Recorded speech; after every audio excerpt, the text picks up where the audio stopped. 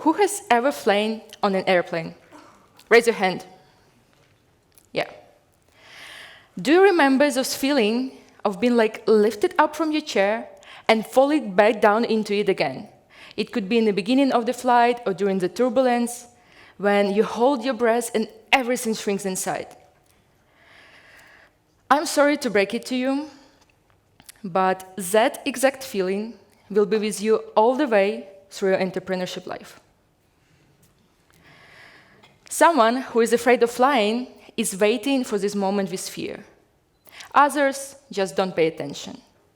And I just really appreciate it because I know that this exact moment is just part of flying. And there will be more moments like that during my journey, but they will only mean that we haven't yet reached our destination. You're probably wondering why all this connection with aviation, right? But you already heard all my background. But let's get to know again. I'm Anastasiia, I'm 26 years old, and I'm an aerospace engineer from Kyiv, Ukraine. For the last 8 years, I've been working in major international airports in Ukraine. Besides that, for the last 12 years, I am a member of National Scout Organization of Ukraine.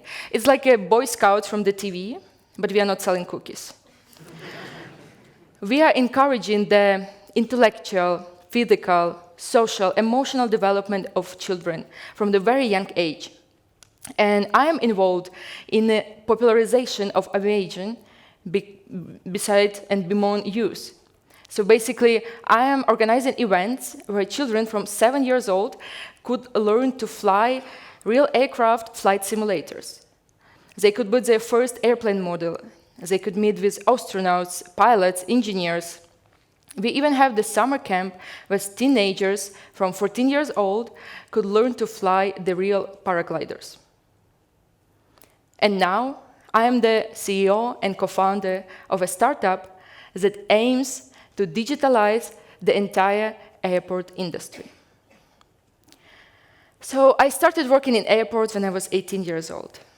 And I will always remember my first task. I had to develop an operational manual for, wait for it, aircraft weight and balance calculations. So weight and balance is crucial for the stability and performance of an aircraft. In other words, if plane is too heavy, it may never get off the ground. And if it will, we don't want it to circle in the sky, right? So imagine, I was afraid even to walk up to those grown men who were responsible for the passenger lives with their calculations, not to mention write an instruction for them. So over the years, there were many moments when people were telling me that I'm not a good fit for this job, that I'm too young or I'm too female. But also, on the other hand, there were many moments that different teams from big companies and small ones where they started to accept my words and listen to me because they realized that I spoke the same language as them, aviation language. So now I'm a proud representative of the female professionals in this almost entirely male-dominated industry. And it's not just the words. I will tell you a bit of the numbers. So according to official data from the International Air Transport Association, only 6% of top CEOs in airline industry are women. Only 5% of all world's pilots are women. And only 9% are aerospace engineers. This whole journey, from my first day at the university to this exact moment of standing in front of you on this stage, was not easy. And believe me, it didn't get easier with the COVID. You probably heard how much damage the pandemic has caused to airline, aviation, travel industries. I believe you as a passenger experienced that with canceled trips. But I saw that worldwide airports were firing staff, they're cutting payrolls, they're closing infrastructure. So when the COVID hit, I found myself without a job. And I've been unemployed for 5 months. Even though I had the opportunity to find a job online, I have my friends and families who were constantly sending me all these open job positions. But the thing is, I didn't want to, and I couldn't let myself to betray aviation. I even have this motto that the moment I stop looking into the sky at the passing airplane, I could leave this industry. And it's not something I force myself to do. It's an unconscious habit that I enjoy every time when I hear the sound of an airplane.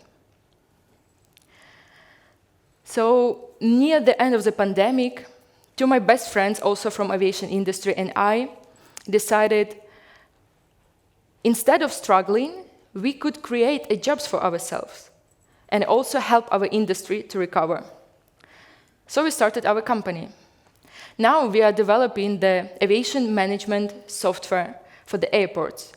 With the help of that, airports can automatically plan the required number of people, of equipment. They can collect and analyze data about every process, every operation inside of the airport. So we started in the late 2021. We started receiving first support from the Ukrainian startup community. We won some grants, started developing the prototypes. And then, 2022, we got really lucky. We got the first real investment from the Techstars. We became part of Techstars. We're super proud. We started first test with 3 airports in Ukraine. We're in a great track.